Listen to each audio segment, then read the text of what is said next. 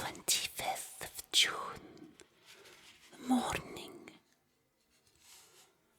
No man knows till he has suffered from the night how sweet and how dear to his heart and eye the morning can be.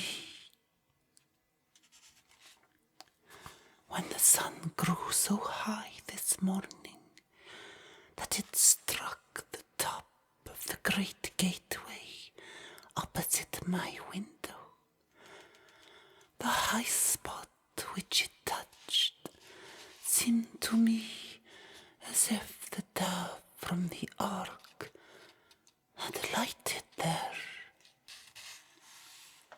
My fear fell from me as if it had been a vaporous garment which dissolved in the warmth.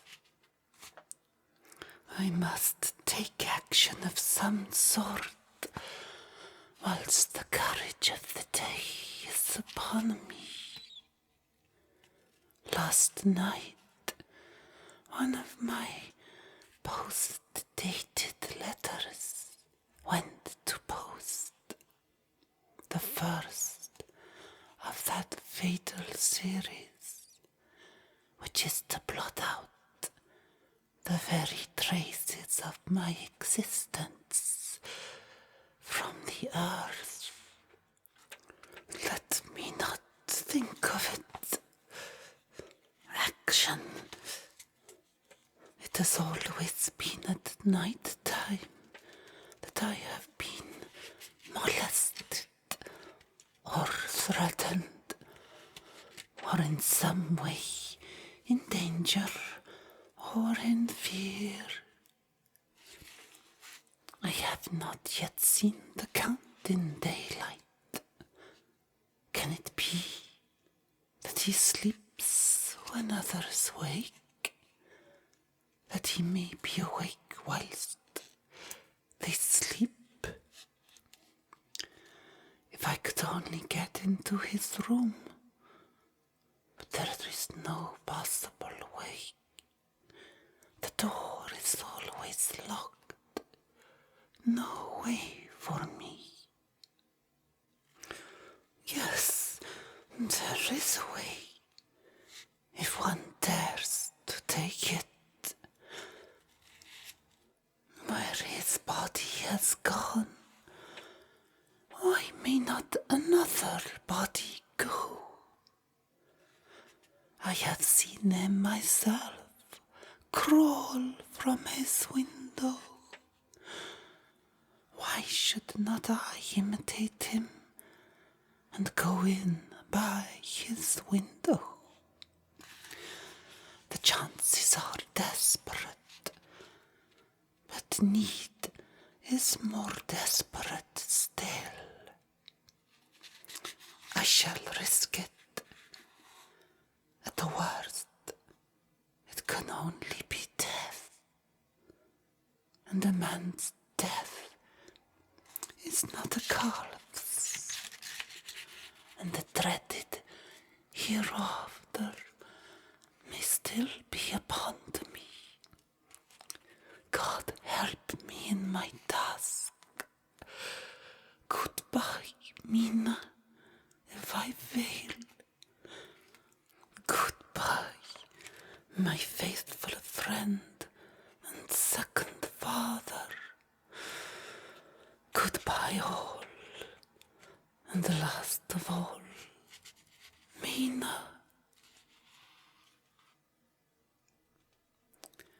The same day, later, I have made the effort, and God helping me, I'll come safely back to this room. I must put down every detail in order. I went while my courage was fresh, straight to the window on the south side, and at once got outside on the narrow ledge of stone which runs round the building on this side. The stones are big and roughly cut, and the mortar has by process of time been washed away between them. I took off my boots and ventured out on the desperate way. I looked down once so as to make sure that a sudden glimpse of the awful depth would not overcome me, but after that kept my eyes away from it. I knew pretty well the direction and the distance of the Count's window, and made for it as well as I could, having regard to the opportunities available. I did not feel dizzy. I suppose I was too excited, and the time seemed ridiculously short, till I found myself standing on the windowsill and trying to raise up the sash. I was filled with agitation, however, when I bent down and slid feet foremost in through the window. Then I looked around for the Count, but with surprise and gladness made a discovery. The room was empty. It was barely furnished with odd things which seemed to have never been used. The furniture was something the same style as that in the south rooms, and was covered in dust. I looked for the key, but it was not in the lock, and I could not find it anywhere. The only thing I found was a great heap of gold in the corner. Gold of all kinds, Roman and British and Austrian and Hungarian and Greek and Turkish money, covered with a film of dust, as though it had lain long on the ground. None of it that I noticed was less than 300 years old.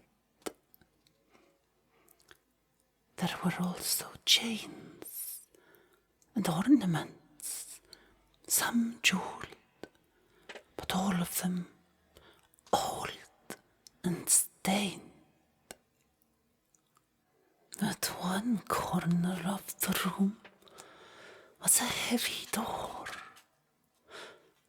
I tried it, for since I could not find the key of the room or the key of the outer door, which was the main object of my search, I must make further examination, or all my efforts would be in vain. It was open and led through a stone passage to a circular stairway, which went steeply down. I descended, minding treading carefully where I went, for the stairs were dark, being only lit by loopholes in the heavy masonry.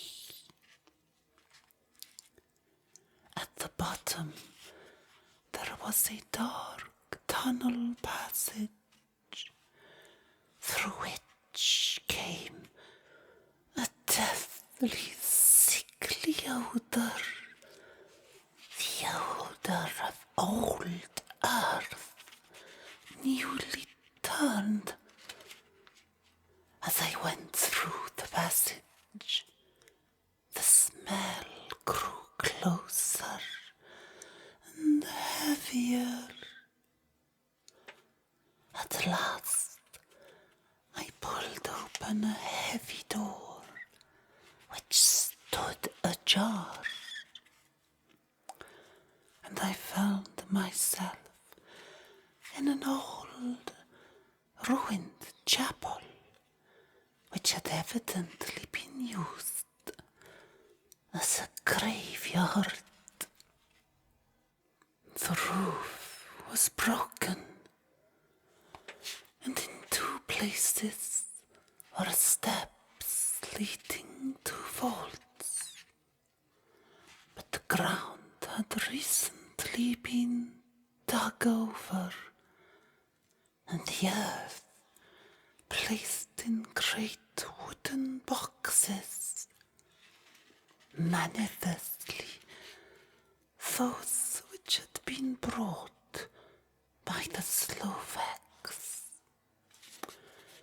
There was nobody about, and I made search for any further outlet, but there was none. Then I went over every inch of the ground, so as not to lose a chance. I went down even into the vaults, where the dim light struggled, although to do so was a dread to my very soul. Into two of these I went, but saw nothing except fragments of old coffins and piles of dust. In the third, however, I made a discovery. There, in one of the great boxes, of which there were 50 in all, on a pile of newly dug earth, lay the Count. He was either dead or asleep. I could not say which, for the eyes were open and stony, but without the glassiness of death, and the cheeks had the warmth of life through all their pallor. The lips were red as ever, but there was no sign of movement, no pulse, no breath, no beating of the heart. I bent over him and tried to find any sign of life, but in vain. He could not have lain there long, for the earthy smell would have passed away in a few hours. This Jonathan Harker must have been a grave digger in a past lifetime. By the side of the box was its cover pierced with holes here and there. I thought he might have the keys on him, but when I went to search, I saw the dead eyes, and in them, dead though they were, such a look of hate, though unconscious of me or my presence, that I fled from the place, and leaving the Count's room by the window, crawled again up the castle wall. Regaining my room chamber, I threw myself, panting, upon the bed, and tried to think.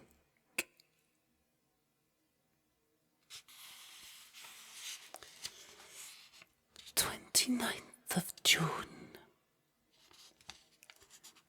Today is the date of my last letter, and the Count has taken steps to prove that it was genuine. For again I saw him leave the castle by the same window, and in my clothes.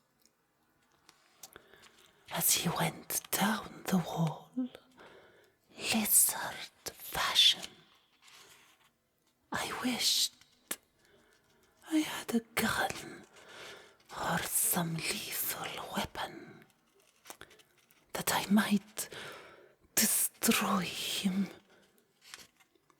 But I fear that no weapon wrought alone by man's hand would have any effect on him.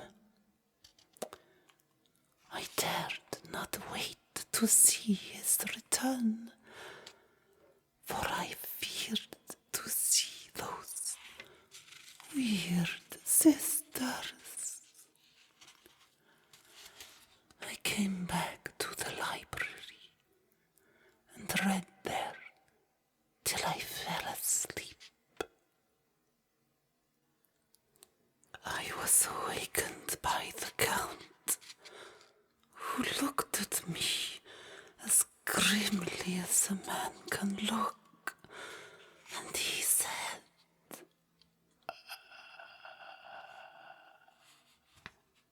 "Tomorrow, my friend, we must part. You shall return to your beautiful England. I to some work which may have such an end that we may never meet. Your letter home has been dispatched. Tomorrow I shall not be here, but all shall be ready for your journey.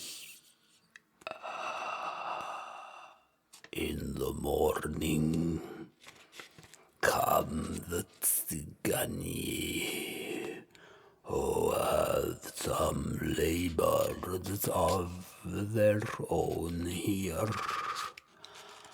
and also come Slovaks.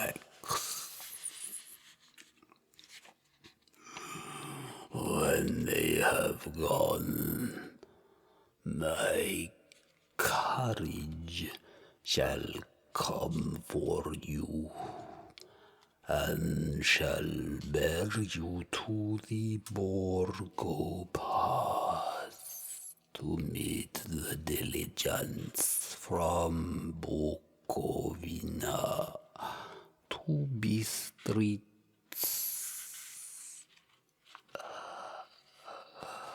But I am in hopes that I shall see more of you at Castle Dracula.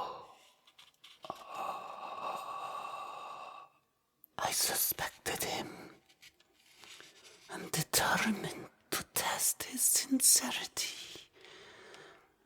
Sincerity, it seems like a profanation of the word to write it in connection with such a monster. So I asked him point blank, why may I not go tonight? Because, dear sir, my coachman and horses are away on a mission. But I would walk with pleasure. I want to get away at once. He smiled with such a soft, smooth, diabolical smile that I knew there was some trick behind his smoothness. He said, And your baggage? I do not care about it. I can send for it some other time. The Count stood up and said, with a sweet courtesy, which made me rub my eyes. It seemed so real. You English have a saying which is close to my heart. For its spirit is that which rules our boyars. Welcome the coming, speed the parting guest. Come with me, my dear young friend. Not an hour shall you wait in my house against your will. Though sad am I at your going, and that you suddenly desire it. Come. With stately gravity, he, with the lamp, preceded me down the stairs and along the hall. Suddenly he stopped. Hark! Close at hand came the howling of many wolves. It was almost as if the sound sprang up at the rising of his hand, just as the music of a great orchestra seems to leap under the baton of the conductor. After a pause of a moment, he proceeded in his stately way to the door, drew back the ponderous bolts, unhooked the heavy chains, and began to draw it open. To my intense astonishment, I saw that it was unlocked. Suspiciously, I looked all around, but could see no key of any kind. As the door began to open, the howling of the wolves without grew louder and angrier. Their red jaws, with champing teeth, and their blunt clawed feet as they leaped, came in through the opening door. I knew then that to struggle at that moment against the Count was useless. With such allies as these at his command, I could do nothing. But still, the door continued slowly to open, and only the Count's body stood in the gap. Suddenly it struck me that this might be the moment and means of my doom. It was to be given to the wolves, and at my own instigation. There was a diabolical wickedness in the idea great enough for the Count, and as a last chance, I cried out, "Shut the door!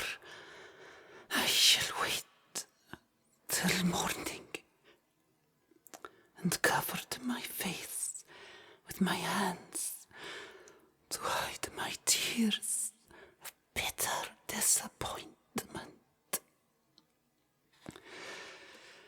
With one sweep of his powerful arm, the Count threw the door shut, and the great bolts clanged and echoed through the hall as they shot back into their places.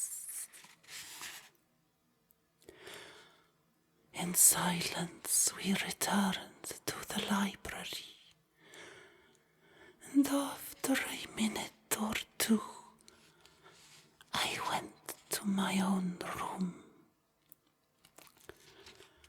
The last I saw of Count Dracula was his kissing his hand to me, with a red light of triumph in his eyes, with a smile that Judas in hell might be proud of. When I was in my room and about to lie down, I thought I heard a whispering at my door. I went to it softly and listened. Unless my ears deceived me, I heard the voice of the Count. Back to your own place. Your time is not yet come. Wait, have patience. Tonight is mine. Tomorrow night is yours.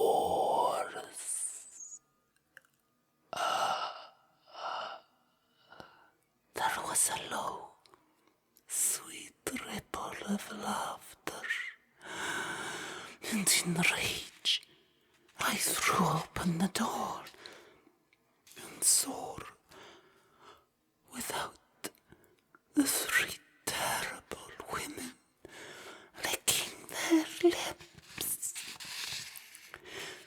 As I appeared, they all joined in a horrible laugh and ran away. I came back to my room and threw myself on my knees. It is then so near the end. Tomorrow, Lord, help me, and those to whom I am dear.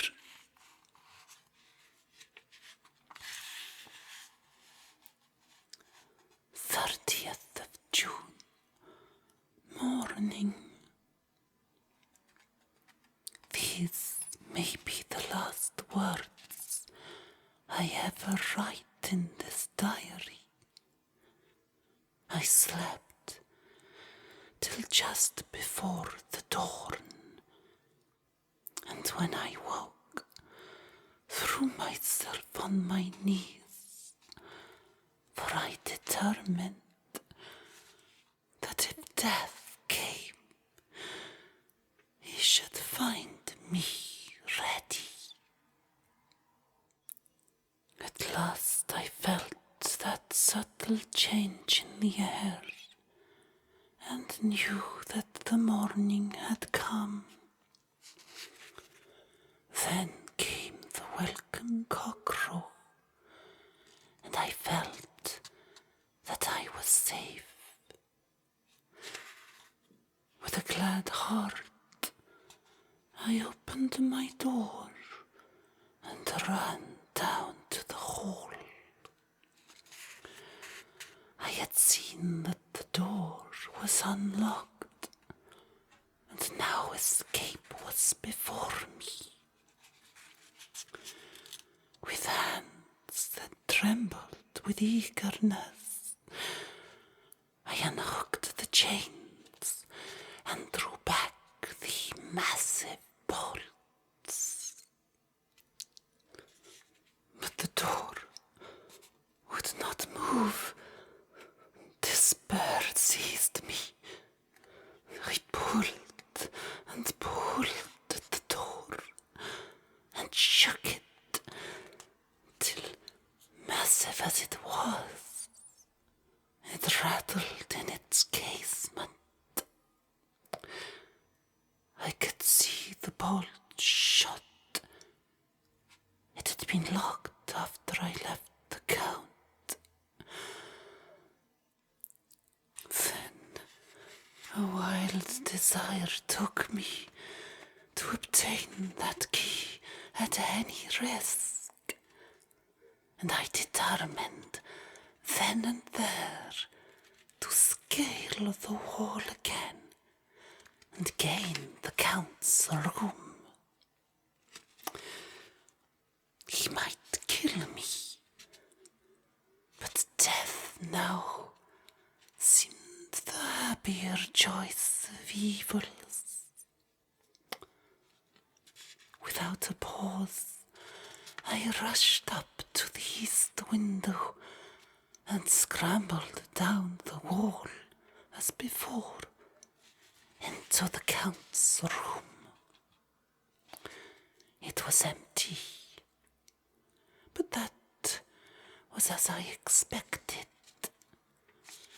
I could not see a key anywhere, but the heap of gold remained.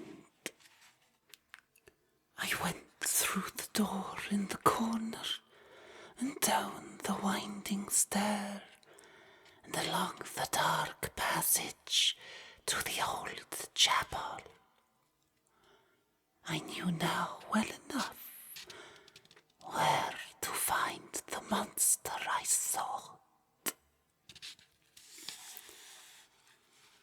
The great box was in the same place, close against the wall, but the lid was laid on it, not fastened down, but with the nails ready in their places to be hammered home.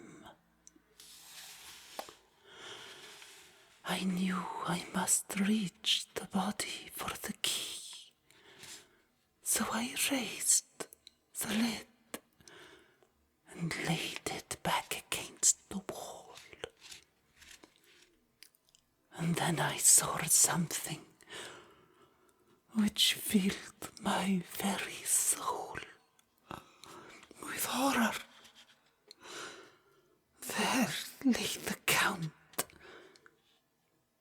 but looking as if his youth had been half renewed, for the white hair, the moustache, were changed to dark iron grey. The cheeks were fuller, and the white skin seemed ruby red underneath. The mouth was redder than ever, for on the lips were goats of fresh blood, which trickled from the corners of the mouth and ran over the chin and neck. Even the deep, burning eyes seemed set amongst swollen flesh, for the lids and pouches underneath were bloated. It seemed as if the whole awful creature were simply gorged with blood.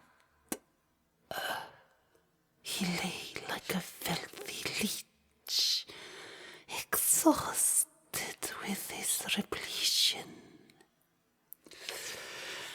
I shuddered as I bent over to touch him,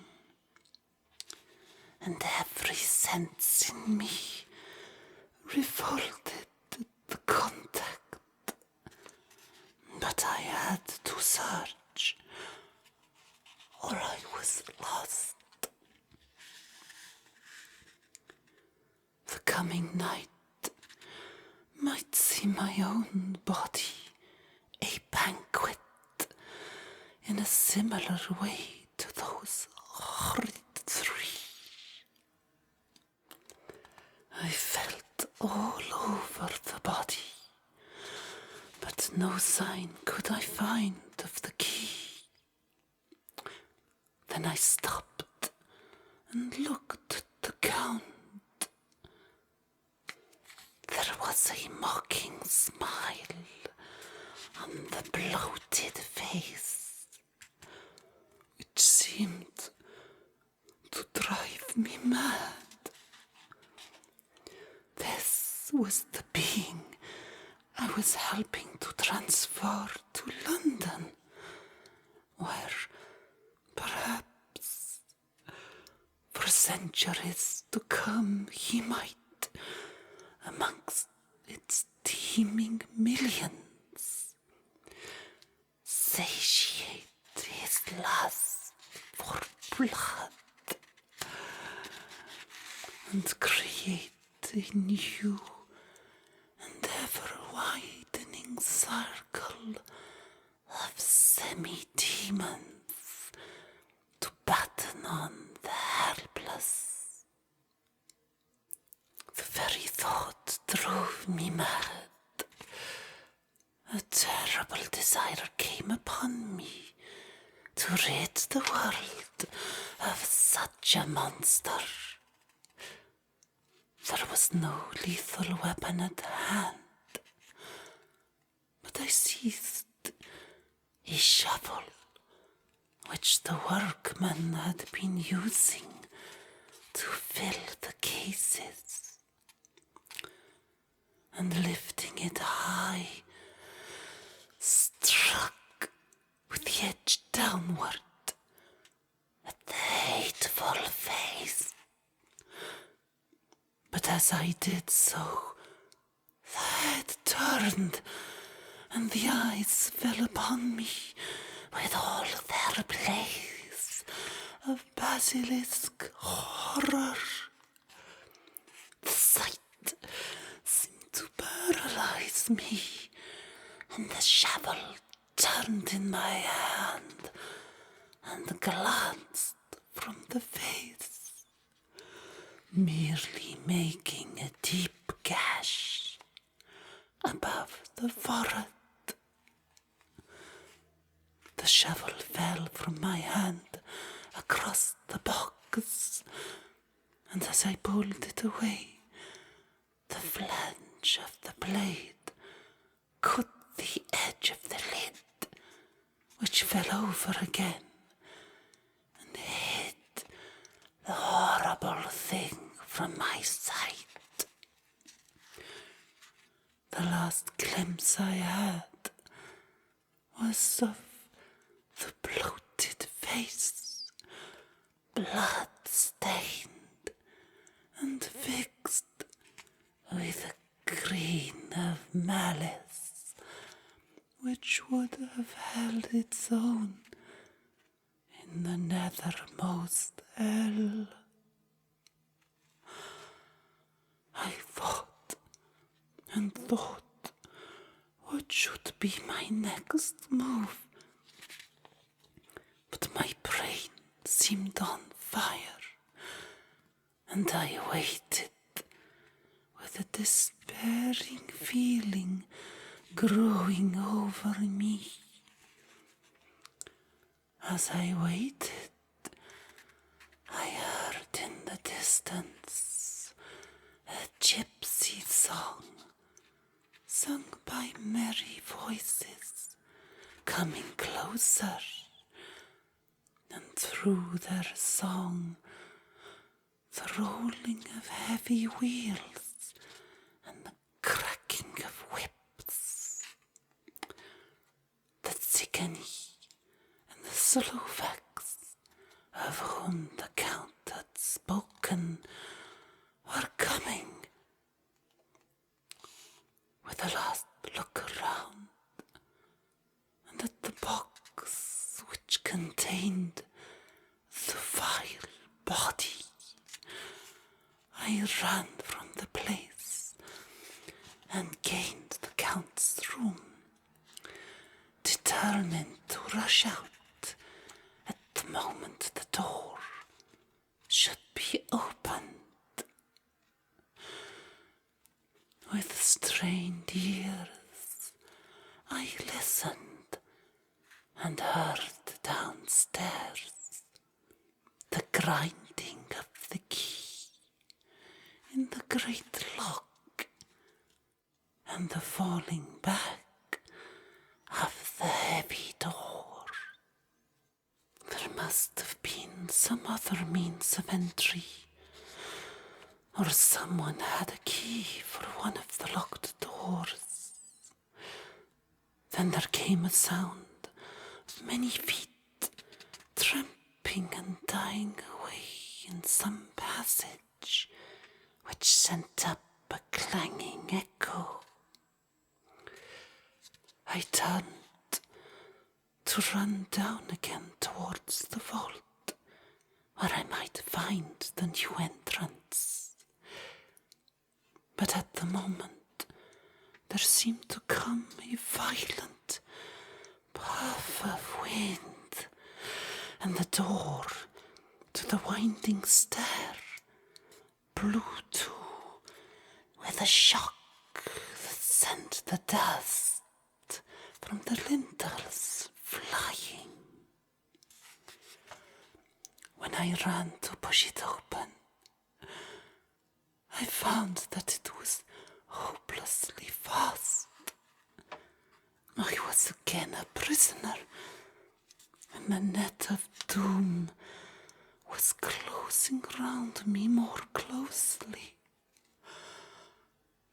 As I write, there is in the passage below a sound of many tramping feet and the crash of weights being set down heavily. Doubtless the boxes with their freight of earth. There is a sound of hammering. Is it the box being nailed down? Now I can hear the heavy feet tramping again along the hall, with many other idle feet coming behind them. The door is shut and the chains rattle. There is a grinding of the key in the lock. I can hear the key withdraw. Then another door opens and shuts. I hear the creaking of lock and bolt.